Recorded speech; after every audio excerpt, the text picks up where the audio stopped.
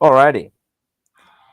So we've had the Champions League, the second round, and actually a pretty interesting round, to be honest. A couple of interesting results, including an upset.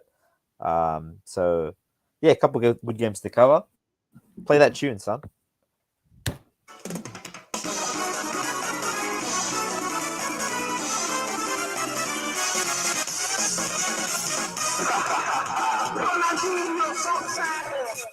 Aha. Alrighty, well, look, second round of the Champions League. Um, Going into it, there was a couple of key fixtures, right? You had Barcelona going up against Bayern, with the Xavi's whole first narrative test. being that. What was that? Xavi's first test. Yeah, Xavi's first test. That's very true. And with how promising they've been, there was a lot of intrigue about that game. Also, Liverpool against Ajax. Would Liverpool be able to steady the boat? There's a couple interesting ones. So look, let's start with probably the most sort of clean cut I felt of all of them. PSG versus Maccabi Haifa. Um, the Israeli team scored right at the start of the game, really early on. Mm. It was like 20th minute, something like that. And Mm-hmm, like mm-hmm. for a bit, it was like, oh, is this going to be, a bit Mm. rocky for PSG? But no, they kicked into gear pretty quickly. Yeah, All kind of three came of against all the three of them. counter. Yeah. All three of them kicked into gear. They all got on the score sheet. Messi scored the first, Mbappe scored the second, Neymar scored the third. They all look really good. It's sort of like I Next know that level.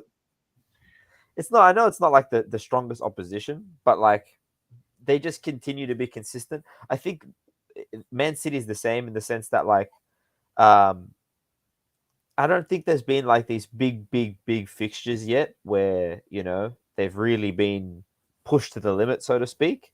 But Mm. there's still something to being this consistent after, a decent handful of games now. Like we've had 4 or 5 games in the regular season, plus the Champions League games. Like what's that? We're nearly coming up on 10 games Yeah, here. about I 10 think games or it's so. I think this is a relatively fair assessment, unless your team's gone through, significant injury plagues like Liverpool has. If all your players are available, and we've seen them play together 10 times. I think that's a fair sample size to understand how they're going to look.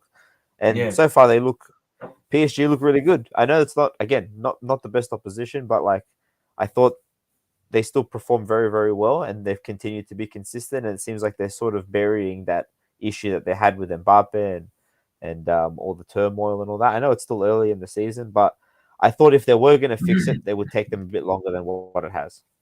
Yeah, and I think the craziest, no, not the craziest part, but I guess one of the best things to come out of this season so far for PSG is just that Neymar.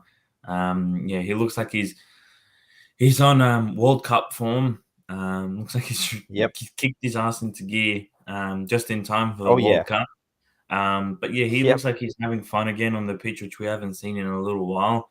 And yeah, Yeah. the try came back and saved PSG. All three of them played a great game. I think even the midfielders like Vitinha and Yep. the rest of the gang variety as well, they've looked great all season. So I mean, for them, I think it's just about continuing the form. The Maccabi goal kind of came against a run of play. Didn't really. Um, it wasn't a well structured goal or like they were mounting a comeback, just kind of came out of nowhere. And they Yeah. handled it. They closed the game off. Neymar sealed it right at the end as well and killed the game off, which is something we probably wouldn't have seen in previous iterations of PSG, at least last season for some of the games. The only game that they Yeah. did have a blip against was, I believe, Monaco when they went down or they drew. I can't remember. But that was a pretty defensive performance from Monaco and largely kept the front three quiet a lot of the time. But other than that, they've looked pretty strong all season so far. And yeah, I think it's just about, like we said before, I think it was in the last episode, it's just about managing the Yep. egos of the players at this point because we can see that Gaultier has the right things on the pitch going on. Just a matter of Yeah. making sure that Mbappe doesn't get upset or Messi doesn't get upset or Neymar or whoever else on the team. Yeah. Yeah.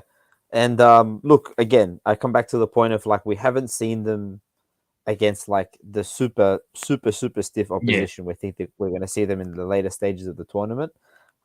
But they've still, they played Juve last round. I mean, Mhm. Juve's looking in the pits at the moment, but still, Oh, right? They're consistent. Like they're still consistently, which is something we couldn't say for them at all last season. And for them to already be consistent this early in the season is promising. Much the same as it is for Manchester City. And since I'm comparing them so much to City, let's go to their game. City versus Dortmund. So Haaland returning to his former club, which was bound to happen. mm. As soon as when they did the Champions League draw, I feel like City gets Dortmund all the time in the group stage anyway. So I They feel do. like I it was think a they got given. him like this is the second time in 3 years. I think the year before they Yeah. had him. Just feels like I've seen the City Dortmund fixture very like a lot of the Mm. time.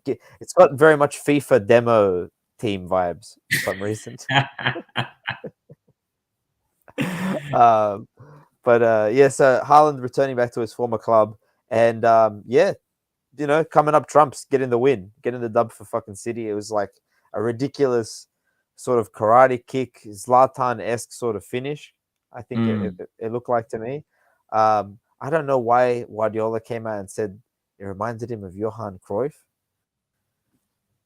I, Did I, you catch no, that? I wouldn't say that. I don't know. I think Johan Cruyff was a bit more elegant than, but hey, I don't know. Pep sees what Pep sees, bro. I can't tell him. I can't Yeah, tell him I don't what. know. I'm trying to remember the amount of times I've seen like Johan Cruyff have to like try catch a volley like that. But I don't know. either way, what can you do? That's what Pep sees. But either way, a good performance from Haaland, a good performance from City. Really, even though that they it was a bit the scoreline was tight. I think they still played very very well. Mm, In all honesty, it took some genuine heroics from Dortmund to keep the scoreline so close. yeah, for I sure. mean, I think this is probably one of the better games I've seen old mate Hummels play in a long time, to be honest. Oh yeah, I think it's probably one of the better games Dortmund's played all season. They've looked rough Yeah. in the league in the Bundesliga. I mean, they gave up a I think it was a 2 goal lead um, in the Hmm. second half against Bremen a couple of weeks ago. They've looked very patchy and very rough. But yeah, it was a Yeah. very no shots against Dortmund. I think it was a very good performance. It's just eventually Yep. they ran out of steam. Like you can only intercept and defend everything. Um, that comes your way. I mean, if you Yeah. watch the highlights, there was so many good interceptions and blocks from Sule and Hummels. Funnily enough, two ex-Bayern centre backs. Yeah. But no, overall, City they keep going down. The only question is they go down, and I guess they've come back a lot of times this season, like against Newcastle, against Dortmund now. Mm, Um, and I think they went down early a few against Crystal Palace. That was it. yeah. In the league, they've gone down early a few times, and they've come back. And it's like, how much longer can they keep getting away with this? I know they have the star I was power, gonna. Yeah. I they have the understand. ball power, but like, can Yeah. you go down against a 5-star team, like Real Madrid or someone like that, where they have the caliber of players to keep you at bay or thrash Mm. you by outscoring you I've early? kind of. It makes me think, like, because I feel like this iteration of City this year seems to be conceding more goals than I feel like the last couple of Mm, City teams I've seen, at least at this mm, point in the season. And if you look mm. at the defensive the center back pairing, there's been like a considerable amount of rotation, Yeah, even though we're only 10 games in. Like yeah. Diaz has played, Stones has played, Akanji's played, Ake has played. You know what I mean? Like there's Mm, like a lot of different names being thrown in there, and mm, I don't know if it's because of that, like the lack of consistency, and therefore they're conceding more, or mm. is it because they're so free scoring at the moment? There's almost like a lackadaisical nature to their defending. I don't know because they're It could so be. convinced they're going to score multiple goals. Because you're right, they do go down, but they haven't gone down by more than 2 goals yet. You know what I mean? Mm, So like mm. they concede, but they don't concede plenty and plenty of goals. But it's just strange that they concede first so often, right? And Yeah. you're right, Mm, what's going to happen when they concede first against a team that they really can't just score at will against? So yeah. yeah, Yeah. let's see if it, or maybe it goes away when a pairing of center backs remains consistent in the lineup Yeah. and there's just a bit more of a sort of yeah, just a bit more consistent, bit more continuation in the back. Yeah. Because I know they've had a few injuries at the back. I know Laporte is out injured at the moment. He'd probably be a Yeah. starter. And I know Yeah. Aki had a couple, I think a game or two off as well in the league. So I think that's probably why they had a lot of rotation. But it seems seamless at the back, to be honest. Like obviously they are conceding a goal or so or two Yeah. throughout the game. But I mean, Yeah. I think at the same time you have There's no up and down in the performance, right? yeah, At least from yeah, what we can see, but they yeah, are conceding goals. mm, But there's nothing really for me to suggest that the cause for the conceding of the goals is because of mm, the changes in players. Because you're right, that mm, to the for the eye test, they all seem like they can perform about the same level. yeah, yeah. I think the only time that I was worried was probably against Newcastle, where Walker was exposed constantly. Like they just kept harping on him on his side, and he'd get caught out and stuff. But other than that, they've looked pretty rock solid. But look, overall, good performance, great goal from Haaland, and even better assist, if you ask me, from Cancelo with the outside of the foot. Yeah, yeah, I think that probably looked better than the goal itself, because the goal itself is just a kind of Hail Mary foot to it. yeah, But the fact that Cancelo stops the ball and then just hits this peach of a outside of the foot cross from, yeah. butt like nowhere I was think this is pretty. one of those goals where you can't really think a different pairing of players could have this goal happen on this field. At Oh least no, across these 22 players, right?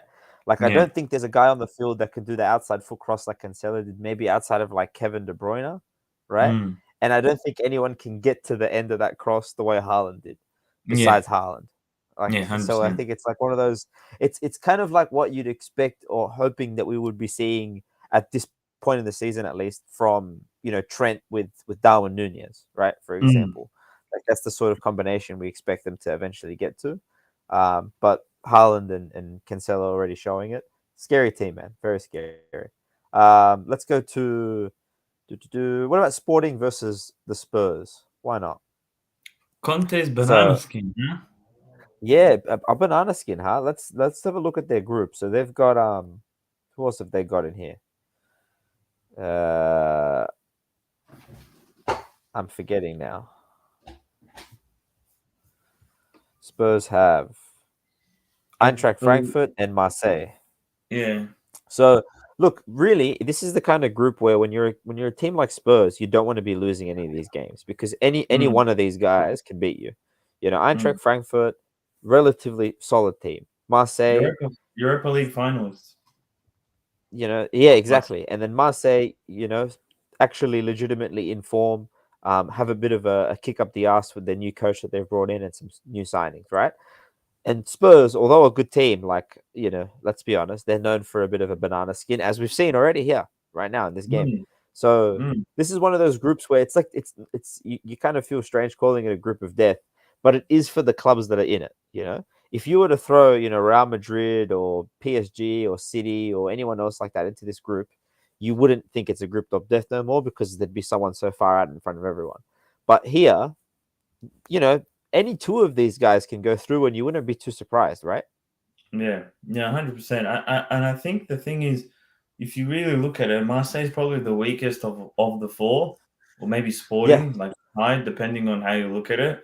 I think Yeah. the way Spurs lost this game, the way they conceded the two goals, they happened so quickly after a lot of resolute defending. It's like they just switched off for a few Yeah. seconds, for a few minutes, and Sporting capitalized on it. They just wanted it more. So it was really weird to see, because they were just like the goals that came, they were just out of, just a bit of, not misfortune, but I guess, mm, they just committed a little too forward. A certain player just didn't stay in line, or didn't, they were caught out really, and you don't really see that Yeah. from Conte, especially when while he's been at Spurs, and it sucks, because I thought they would get by this easier, but look, I'm sure Conte will light a fire in them.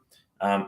I think they have games. Who do they have this week in the Prem? Or their game was. Oh no, they've got Leicester City at home. Yeah. It should be a good game for. I think they'll come back from that. And I think that, to be fair, looking at how Marseille has played, and Frankfurt, I think it should be a nice. I still think Tottenham will come out on top of the group. I don't see them still losing against the likes of Marseille. Frankfurt will definitely be a test for them. It just depends on obviously which Frankfurt comes to play. Yeah. But yeah, unfortunately the way it happened because yeah, they literally they played well up until they conceded the 2 goals, and then they were just playing catch up Mm. after that, and it was just one of those moments where they just Yeah. switched off and got caught out. Yeah. Yeah. And I think that's exactly how it was. I feel like you know, it's a bit of a shame that Well, I think your Nets. or I don't know if we're not seeing much of Langley because Conte's not likely seen so a bit of it out. Yeah, you're cutting in and out. No, it's fine now. I think it's good now. Really? Yeah. Okay. The I don't connection want to part. shit on Davies and Dyer, but they're just like I don't know. I just feel like they're not Champions League level centre backs. You know, like I Mm, feel like in these sorts of games where you need them to be 100% for 90 minutes, it's where they can sort of catch you. You know, um, they're just they're just not really up to like now with Romero there. I think it's even more obvious because he's such like a level above them, and now mm, with Perisic that's come in and Richarlison's come in, like there's such a really well balanced team now that I feel like if you look at if you look at the front three in comparison to the rotation they've got in the center back position or defensively overall, it's just such a drop off in quality. And for a Conte side, I feel like in order for him to really carry out what he wants to do, he needs the kind of team that can make zero mistakes defensively for 90 minutes, you know? And I mm, think you're mm. asking for a little too much if you're expecting that of Dyer and Davies. Maybe they can for like 2, 3 games, but to ask them to do that for a season, I don't know if they're that level of player. But Yeah, yeah, like you said, a couple of mistakes and they paid for it. Now, speaking of a couple of mistakes and they paid for it, Barcelona versus Bayern. that So was what a Barcelona, disappointment. Bas- yeah, what a disappointment. Very true. So Barcelona go to the Allianz Arena looking for revenge. They brought back. They used that. What's it called? The Yu-Gi-Oh card, Change of Heart on Lewandowski, and brought him over to Barca's side. Didn't work out for him. In all honesty, Lewandowski had plenty of chances. Pedri had some chances. Really good football overall from Barcelona. If Oh, good football Pedri won you missed was points, they would have won brutal. this game. I don't know Yeah, Pedri's how miss was Pedri missed yeah. that shot when he puts it wide left, and it's literally just him and I can't remember who was open for the tap in, but when he just puts it wide left and the keeper's literally Yeah. standing, it's like how do you miss that? No, no. Plenty of chances. It's the oldest tale in football. One team misses, a bevy of chances, and the other team scores on their on the scraps that they get. And what can you say? Bayern. I feel like they created 3 chances, maybe at most. Mm, And the second goal from was it the second goal from Sane where he just sort of ran through the middle. yeah. Um, I feel like that goal doesn't happen when you're conceding lots of chances. It tends to happen when the other team has been relatively non-threatening for most of the game, and you sort of just back off, back off, back off, back off, and suddenly you're in your goal, and he's taking a shot from inside the box. Because it's like no one really wanted to dive in because I guess they never felt like a true sense of danger, and even Leroy Mm, Sané himself didn't really have a good game, so it sort of adds to that, just like sort of complacency. Hope I don't mm, see too much more of this from the Barca team, where they don't convert a lot of chances and fall asleep defensively on some key occasions. But sort of to be expected when you look at the average age of the squad. Always that's the shortcoming of the younger players, that they're more likely to fall foul of lack of concentration, especially towards the end of big games like this, where there's probably like the adrenaline dump from players like Pedri and Araujo and who else were the young players playing? Did Gavi play in this game? Gavi. Yeah, Gavi played really Gavi. well. Yeah, like all these sorts of players, like in the last 20, 30 minutes of the game, they're mentally exhausted because of how much they're taking in. So Mm, mm, it's hard to be upset because they played well, but you kind of you want to be able to put away games like this. You're not going to play. mm, How often are we going to play this well against Bayern? Yeah, Probably that's the not. thing. Not that often, right? That's that How often yeah, are we that's going to create this many point blank chances for Lewandowski in front of goal like this mm, against a team mm, like Bayern? And that's what upset. I think the fact that you saw the first half and there was a really good game played. They pressed. They made it difficult for Bayern. And then Yeah. credit to Nagelsmann, makes a few adjustments and starts going more so through the middle, and you know we Barca drop off and stop being aggressive on the press. I mean, missing the hatful of chances aside, like you can't, you have to adapt to the game, and I think maybe that's Yeah. potentially something Xavi can work on moving forward. If someone changes something, you got to be a bit more reactive or figure something out. Maybe there's something you can do off the bench. Maybe you can move some players around. I don't know, but I think what upsets me more is the first half performance. If they just scored a goal, Yeah. we're talking about a whole different game moving forward and into the second half. And who knows what Nagelsmann would do in terms of his changes and how successful would they have Yeah. been, and probably would the team, drop off so far after carrying a 1 or 2 goal lead. I think it's at the very least, it's pretty clear that this team has grown in leaps and bounds in comparison to what Oh we've yeah. seen, let's say this time last season in the Champions League. But at Mm, the same time, sad to see a game that was essentially in our grasp slip away so quickly. mm, And but still, steps forward made. What can we do? Um, like you say, I think that not a shortcoming of Chavi's, but what we haven't seen yet is what's the plan B. mm, Our plan A, it's not like the old school Barca where our plan A was so strong and we had Messi that you didn't really ever have a need to have a plan B that often. But what's the plan B for this Barca side when we've essentially created every chance we're going to create in this sort of manner? Maybe we need to look in a different way. Um, but yeah, still growing into the side, I think. mm. What else is interesting? So, okay, Ajax versus Liverpool. Now, obviously, this Tight. one had a lot of thought.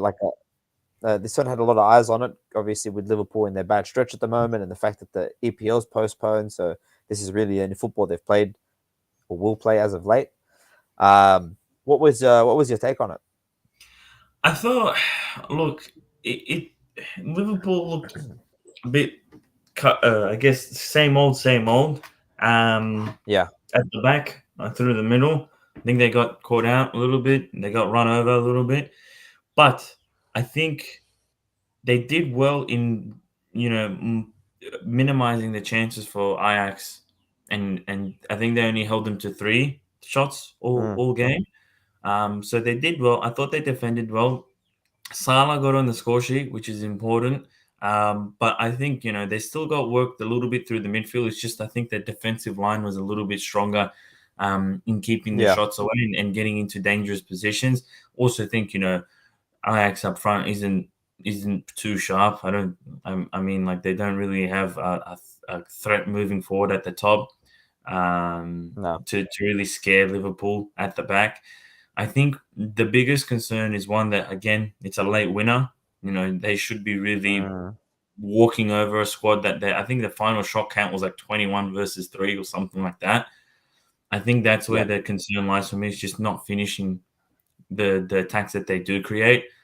And against bigger yeah, sides, you have to really take on you have to take on and finish what you can. Otherwise, a better side will find a way to score, especially, again, the likes of Real Madrid, Benzema, stuff like yeah, that.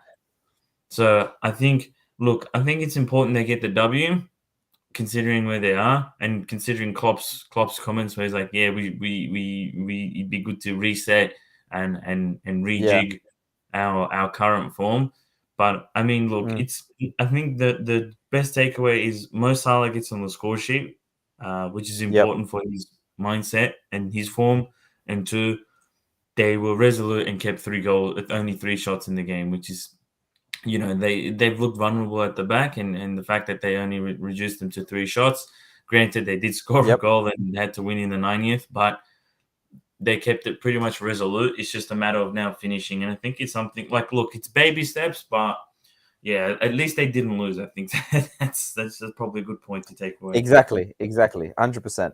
That really was the saving grace for them, because had they lost this game, I think there'd be a lot of alarm bells going off. Hmm. Because yeah, to create so many chances, and hold the opposition down to so few of their own, and to barely squeak by 2-1, it's just not really Liverpool, to be honest. And like, Hmm. yeah, they created a lot of chances, but it wasn't in the sense of like it wasn't a pure domination, so to speak, because like you can still see that the midfield was struggling to contend with Ajax, right? Ajax had a lot of domination, like a lot of control in the midfield, right? It was the Mm, fact that in the final third, Liverpool was significantly more direct and were able to create openings for themselves and actually take shots. Whereas in their own final third, Liverpool was great at shutting down any chances before they actually really started. But overall in the midfield, it was a toss up between either team who had the ball. So, and you look at the lineup of Harvey Elliott, Thiago, and Fabinho. Like it's not the most balanced midfield in the world. That's obvious, right? mm, And the limitations of each of those three players come to the forefront so much more when there's no one to cover for them or pick up the slack. So yeah, I think yeah, fair enough. They came out with the win, and it still can be seen as like a step forward. But there's things that like there's threads of the same issues still throughout. For example, Arthur not coming on at all. That's a bit of that's a red flag. You brought this guy in to be support for your team. You take off two center midfielders in the game, and he doesn't even get a minute in a game that's super super close. And you're looking for someone to be able to put their foot on the ball in midfield and dictate play and actually start to dominate the game in the middle of the park. So that's worrisome. To have 24 shots and only score 2 goals, that's worrisome. And There's just like a lot of cracks, I suppose, that are fully to seal for this Liverpool team. And now with the transfer window closed, it's going to have to come from the players that they've got at the moment. We're hoping with Darwin back, with maybe Salah going into a bit more form, um, that might help. But realistically, their biggest issue, which is their midfield, there's still no light at the end of that tunnel, as far as I can see. I mean, I don't know if you have a mm. different take on it, but the only possibility of some patchwork being done on that was Arthur, and Man's not even playing. So Yeah, yeah, hard to see how yeah. they resolve that. Man, I think it's just going to be a game at a time thing. I mean, with them, it seems like it's a carousel of rotating injuries. Like they get Jota back from injury, but then lose Robertson. And Yeah, he's probably been one of the few players that have played well and consistently yeah, this yeah. season. But that's not to say Especially in the Timmy. defense. Yeah, especially in the defense, and yeah, considering that Timmy Cass is not a terrible backup, but obviously he's no Robbo. But the fact that they have Jota and Thiago back is good, and Matip's now fit again as well since he's starting. Um, Look, it's they're just gonna have to figure it out. I just think once they start, I think the thing for them is once they start scoring the goals, the rest will kind of fall into place. Once whatever version of the front three they decide to decide to kind of kick into gear and make sense and start scoring goals. I think that's the one that they'll run with for the rest of the season. But I think it's just about converting chances and creating chances for them. Because again, at times this Yeah, season, yeah, the defense has looked sloppy, but I think the defense wouldn't be highlighted as much if they could score goals. Like the game against Everton, this yeah, game, there's been mm, a few. Like the only time I scored the attacking was against Brentford, not Brentford, sorry, Bournemouth, and they scored 9. yeah, So I mean, like, and Salah still didn't score amongst the 9. So I feel like once that attack kind of gets into the groove and start scoring and creating chances again, I think that'll be the catalyst to fix most problems. Because again, when you play with a team that you can probably outscore, kind of like how City have been, there's less worry throughout, and there's less overplaying um, to get a result. So hopefully, I think once the attack kind of settles in and starts scoring, whether that be Salah, Nunez, or whatever variation front six players that they have, I think that's when we'll yeah. see Liverpool start to look better. Alrighty then. Chelsea versus Salzburg, 1-1. Bit of a anticlimactic first game for Graham Mm, Potter. Um, hmm Not like you pick up the lineup. What's it look like? Um, about the same, not too different. Yeah, still Only still a thing that variation. Yeah, still still a a three back. variation. The only difference is I haven't seen Tuchel go with the two up front. It's Mm. normally been like a 3-4-3 or like maybe like a 3-4-3 with like two, like a left forward and a right forward and a striker, Yeah, something like like a that, box in the or middle. yeah, exactly, or a lone guy up top, that sort of Mm. thing. But Mm. he's gone with the straight front two with Havertz and Aubameyang. And Mm. look, there wasn't anything immediately recognizable that you could say, oh, this is what he's going for, and oh, he's asking Mount to do this, or he's asking Orba to do that, or James is going to do that, or whatever. Like, it's the first game. What can we expect from it? Plus, Salzburg aren't the easiest team for you to go out and what's it called? Like, establish yourself and try experiment new things, because Mm. they're a very physical team. They run you down as most Mm. Red Bull teams do. So it's not like they're going to give you all the time in the world to set your formation, so to speak. But either way, nothing too much to write home about this game. Um, yeah, Sterling scored. That's about all we It was really just a got out very of this one. solid. I think it was a very solid debut for Potter. I think the inclusion of Sterling at left wing back was pretty cool. And watching how the wing play works, right, is a little bit different to um, how Tuchel did, where it was the wing backs were just bombing up Yeah, and down. Whereas this one, it kind of like Potter's version is kind of like his centre backs overlap, and then the midfield kind of covers in, or they tuck in and rotate. So it looked a little bit different, and allows for that. I feel like. Sorry, go ahead. Finish your point. I was going to say, it just allows for an easy switch ball over usually because there's a free player on that other side, whether it be the wing back or someone Mm. else. But usually that's how Sterling got his goal.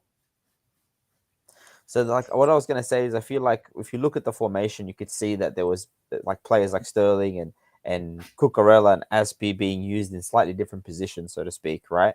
But I Mm. felt like from what we saw out there on the field, the way that the players were pressing, the way that the players were trying to create chances, the patterns of play we saw, not too like Yeah, discernible not from too what we were dissimilar. seeing with Yeah. Tuchel. Yeah, not too dissimilar from what we're seeing with Tuchel yet. And I wonder if that's just because it's a first game, he hasn't got a chance to really do that much, or is it because really the changes you're going to make are more finer tweaks, stuff like what you've said of putting Sterling out in that fullback position and getting switch balls out to him, that sort of thing, rather than an actual wholesale change of a tactical philosophy. But Yeah. yeah, I was actually surprised to see Jorginho stay in the whole game. Mm. He was not good, I thought. I don't know what you thought. I just He's feel like he was no good. he's I just feel like when you look at the center midfield types that he utilized in Brighton, like Mm. Jorginho is not like any of those guys at all. And I feel Nah. like you could sort of tell. Like I felt like Jorginho was like jogging to their box and then jogging back to Chelsea's box, jogging to their Yeah. box, jogging back to Chelsea's box. Like very uninfluential in the play, and it Mm. just felt like everyone else was being a little bit more direct, a little more sort of what's it called, athletic in their play, and like I think that's the last way you describe Jorginho. Yeah, yeah, but yeah, no, I think at the moment that given that Kante's still out injured, and they're a little bit thin at the centre mid position, Yeah, especially when you're playing a 3-4-3 and it requires a lot of manpower in that yeah, position. I think you obviously have to use what you have at your disposal. Um, 100%. but yeah, I think it'll take. Graham isn't too far off of what you know Tuchel plays in terms of just the formation and stuff. Now, I think it's a different Mm. ideology in attack. Potter's a lot more, slower, takes time, holds the ball a little bit. Whereas Tuchel's a little bit more, I guess, a little bit more direct and width approach. Uses his Yeah, wingers a lot more, the wing backs to cross it in. But look, time will tell. I think the best success for Potter will be getting the best out of certain players, the likes of mm. Mount, James, Sterling, seeing what he can do with this crop that he has, because obviously the window's closed, and he whatever he has, that's what he has. So he can't, add anything. So yeah, I think it'll be just interesting to see, how he gets out, what he gets out of this group of players, but also, what he goes out on the yeah. field with. What will he I'm change curious to side to see. side? I'm curious if he would be ballsy to play a lineup like this in the Premier League against stronger opposition, because Salzburg, like I said, they're a decent side, but they're not the strongest side in the world, right? Yeah. And I think it's pretty ballsy to play a back three of Cucurella, Thiago Silva, and Azpilicueta when you're thinking Mm, Cucurella's not a centre back. mm, Azpilicueta is a centre back. He's played there, but he's getting on in age and he's relatively undersized. And Thiago Silva is, at any moment his, legs give out from under him. So you've mm. got three guys that are, probably not your typical, or two guys that aren't your typical centre back, and one guy who's getting on in age. And you're asking essentially players like Kovacic, Jorginho, and who was the other centre mid? Um, I think it might have been Loftus Cheek or Gallagher. Let's just check the lineup. I don't think it was Gallagher. I think it was Mount, Jorginho, Kovacic, and yeah, that Mount. was Yeah. it. So, Yeah. so you're asking players like that to sort of cover gaps in the sort of centre back area. So like I don't know, I just feel like it's very uh, it can be exposed quite quickly. I think because Mm, you're asking players that aren't the best defenders in the world to put a pretty big defensive shift in. That's like if you look at that lineup, that's a lot of pressure on Thiago Silva to be a lot of defensive cover there. mm, Maybe this mm, lineup with a Kante, for example, is a little bit more um, sort of viable, I suppose. But I just mm. thought it was pretty risky, considering the fact that there's no real true centre back there other than Thiago Silva. Yeah, I think. Yeah, look, I thought the same. And looking on the bench, you've got Koulibaly and Fofana, about 200 million of Yeah, 150 million worth of centre back there, sitting on the bench, and you've yeah, got probably the oldest centre back pairing you can think of, in Azpilicueta yeah. and Like if Silva. they had lost that game, if they had lost that game 4-1, it was a calamity. Like everyone would look at it going, "What the hell are you doing with your back line?" But Yeah, because it was like yeah. only 1-0, it was kind of like, what can you do? Not big Yeah, deal. yeah, we'll see what he does. I don't think he'll be trotting out as Piliqueta and Silva for the longest time. I don't think they'll be the go-to pairing. Obviously, you have Fofana, Yeah. um, and Koulibaly there, and I think they'll offer him something Mm. that those guys can't, which is space. Really, Yeah, I think mobility. Yeah, yeah, mobility. But no, I think that I don't mind the Cucurella at left centre back because I think he does well. He kind of like, I guess it's like a Spanish version of Reece James where he can overlap and has the pace to play from that position and push forward and kind of, I guess, roaming centre back is the best word, like kind of yeah, turn into a left back or a left wing back when required, when there is cover. So I think that's where he's going to be, where he's going to excel. He's a little small for the position, but I mean, mm. look, I think the way he played that game was pretty good, and Potter's familiar with him, so it's always good to have. Kind of like when we were talking about Ten Hag and some of the Ajax players he signed, Yeah, that had played with him, like Joe Martinez and Anthony. It's always good to have some people on your side that you've worked with before and trust you to kind of convey your message across and win favor across the side. But look, overall, first game not bad. Didn't win, but didn't look terrible. So it's just, I think he's going to be under a lot of scrutiny given Chelsea's owner. I feel like there's just been a bombardment of comments about him and his thoughts about the Premier League, the All Star yeah, game, and all this yeah, other stuff. I feel like there's just been a press hit out on him because he's a yeah, American owner in the PL and he's got his American ideas, and it's like the guy doesn't know much about the sport. Like, cut him some slack.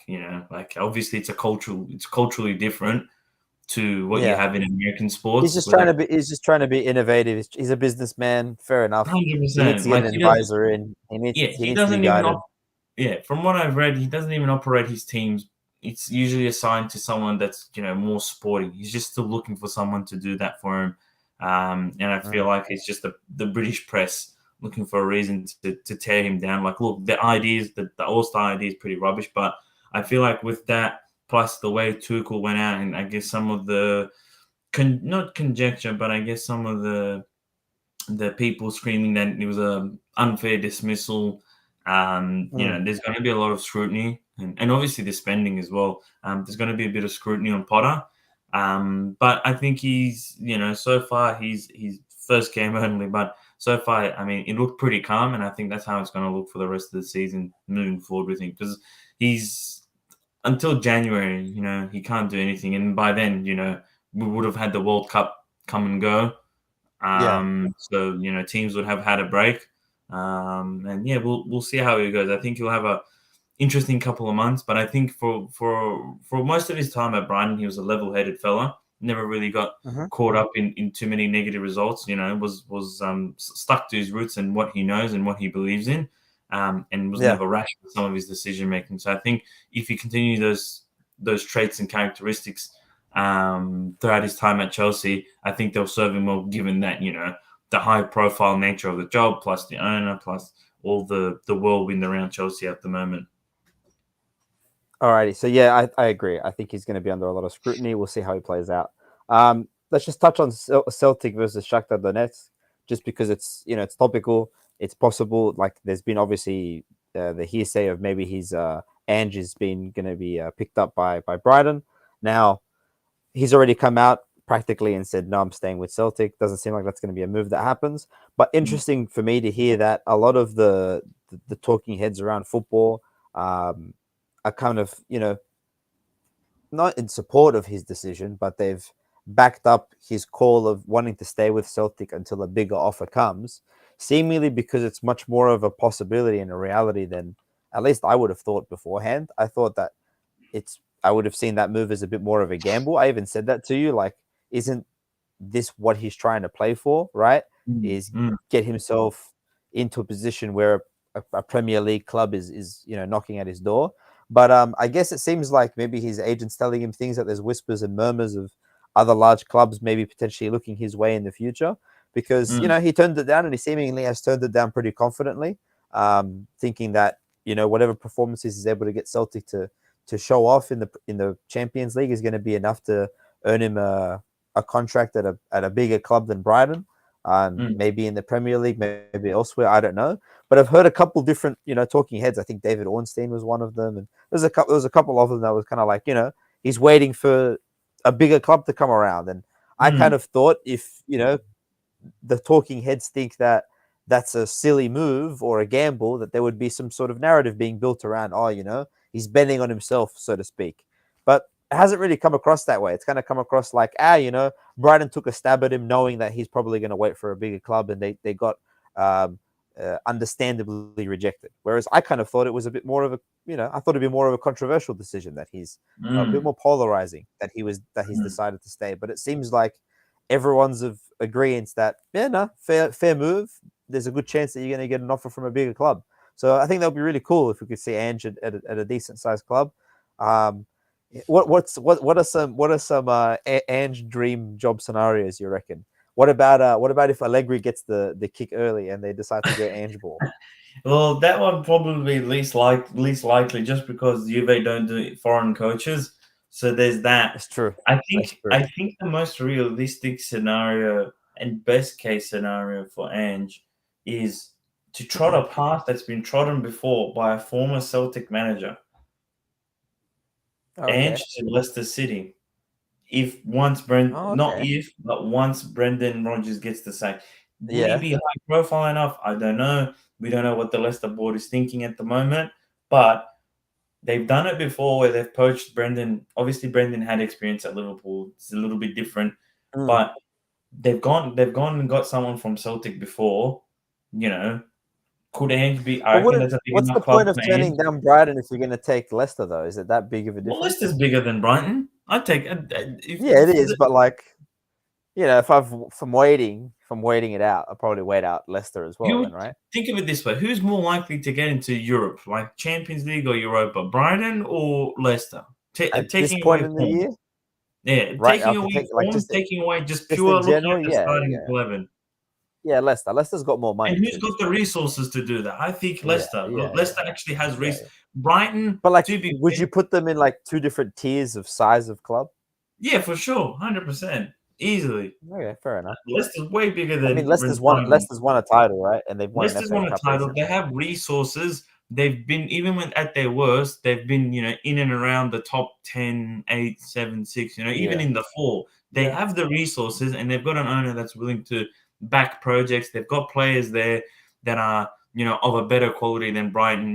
Brighton was a sum of their parts thanks to Potter, and if it wasn't for Potter, yeah. they'd probably be relegated. Let's be honest. So I think that was yeah. that's a probably I was that's gonna a say lot like that's better too move. sensible of an answer. Let's Too just if sensible of an answer. you know what, you know, it'd be funny if What let's say if Everton or Aston Villa sack one of the Golden Boys? if Aston Villa would be a good shout. I think that would be a good one. And it's Mm, not too like daydreamy. Everton, I don't know if you yeah, would go for. It is a bigger club per se, but it's a lot messier. but it's a Um, worse situation. Yeah, it it's is a way worse. It's worse. a bit of a. I think it'd be a Yeah, bigger risk going to Everton than going to Brighton because if you go to Everton, you face a yeah, big chance of being relegated. Whereas Brighton, it's like, yeah, well, you know, they're a little club. They've what do you call it? They had this great manager in Potter that was there for a long time. mm, And he struggles to bet in that narrative, and they'll probably comfortably finish mid-table at worst. But Everton, it feels like their the bottom of yeah, for the club is relegation, and if Ange gets relegated, that's bad news. That's really bad news. yeah. And I Of think the course, of club's course. in turmoil on the pitch and Yeah. both off. So But I Aston think Villa, you reckon a better I feel choice out like of the two? Aston Villa would be a good shout. They've got a lot Yeah, of good players I there, think so too. and a good squad to work with. I think that it's just a matter of figuring out how to get the best out of him because clearly Gerrard What about can't. elsewhere? What about elsewhere in Europe? Um, I'm just trying to think. Germany, I wouldn't see him going Sevilla? there. They wouldn't take that gamble. Nah, they wouldn't take that gamble. And Oh, I don't know of Sevilla many do it. international managers in the Spanish league. Like besides the big names like Uh, Ancelotti and some of the nah, there isn't. Zidane, those like it's more the biggest clubs and like Barcelona. Like Atleti won't give up on Simeone, no chance. Barca's got Nah, Xavi, nah, nah, and nah. these are the top three clubs are out of his rank. I mean, there's Yeah, Gattuso at Valencia, but he's friends with Lim, and they're a mess too. So you wouldn't yeah, no, you no, wouldn't no. But take like, that you on. wouldn't think that they're going to do anything like that yet. Like, No. whereas Sevilla, like, genuinely will get rid of their coach too. Yeah, I think that's coming. That's imminent. Villarreal won't get rid Yeah, of Emery anytime soon, and nah, like the rest of nah. them, like they're pretty like pretty good in terms of their coaching. Like Betis have Pellegrini, who they really are Yeah, flourishing under. So it's not like yeah, I that's true. maybe I'd probably think he'd go to an English speaking country, and I think his best chance to get a big gig would Same. be in the PL because they would be the only ones Yeah, willing to, or not to say they're the only ones. I think they're the only ones that would rate Celtic and understand their yeah, position in. 100%. I was going to say they value the Scottish Prem Yeah, experience more than anyone else. they value their position in the Great British patriarch or matriarch. Oh, it's a patriarchy now. In football across the aisle. So I think they're the only ones that would value Celtic, a head coach of Celtic. To give him a shot. I don't think any of the other clubs or the other leagues would be more willing to Yeah, give a shot to someone that has no connection really in that league. yeah, I agree. I agree. I hope, yeah, look, even for us, I think it's just better as spectators for him to go to the Ah, for Prem. sure. Just I would more entertaining. 100% watch whatever game, Yeah, whatever team is coaching. yeah, exactly. Alrighty then. Thanks for watching. Thanks for listening. You can catch us on the socials at Last Goal Wins Pod _ on Instagram, at Last Goal Wins Podcast on Facebook, at Last Goal Wins Pod on Twitter. All glory be to Bozza.